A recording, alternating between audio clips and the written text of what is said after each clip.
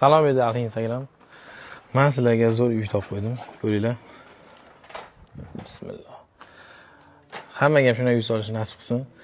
Bu uyda hamma yoq nomerali premium narsalardan foydalanilgan. Mana tamom yangicha stilda.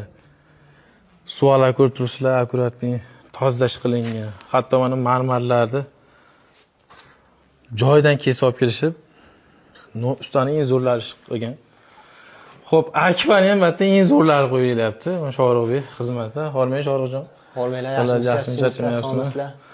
Xo'p, bu xonadonga keladigan bo'lsak, Chimyonga yangi eshik romlari tizimi kirib keldi.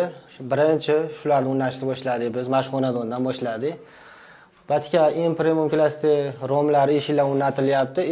Qo'shimcha izolyatsiya sohalariga ham e'tibor berilgan. Oddiy misol mana polga to'plab olish uchun devor atrofiga izolyatsiya uchun mana shunaqa o'zini farga lentalari bor. Bu devordan sovuqni o'tkazib olmaslik uchun, issiqni devorga berib yubormaslik uchun foydalaniladi.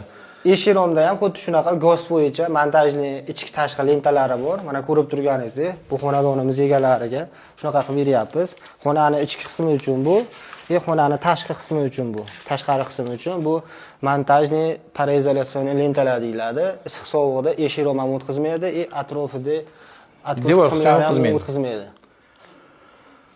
Bu GOST bo'yicha shu nimani kvadratni ichiga qo'shiladimi yo bunga adin to'lov bo'ladimi? Bunga adin to'lov. Bu montajli lentani faqat buni o'zini qilmaysiz-da. Bu montajli lentani ishlatganingizdan keyin o'zini GOST bo'yicha padvesi bor, klini bor, taxtapon ham umuman ishlatmay qo'yganmiz, xudo xolasa 1-2 yildan beri.